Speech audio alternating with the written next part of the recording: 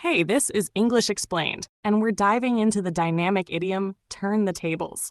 It's a clever way to describe flipping a situation around, often turning a disadvantage into an advantage or stealing the upper hand with a bold move.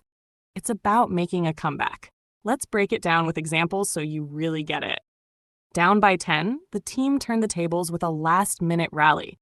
They snatched victory from defeat. She was losing the debate, but turned the tables with a killer argument. Her point changed everything. He was cornered in the game, but turned the tables with a sneaky strategy. He outsmarted his opponent.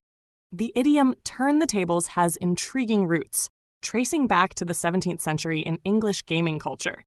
It comes from board games like backgammon, where players could literally turn the table to reverse roles when the game shifted. By the 1600s, it became a metaphor for reversing fortunes in any competitive situation, from battles to business. Popularized in literature and everyday speech, its vivid imagery captures the thrill of a dramatic turnaround. Use turn the tables to describe a situation where someone flips the script, turning a loss into a win or shifting control, especially in casual chats about sports, debates, or clever moves.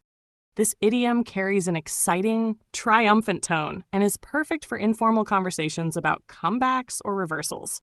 Does your language have a similar phrase? Drop it in the comments, and don't forget to like and subscribe.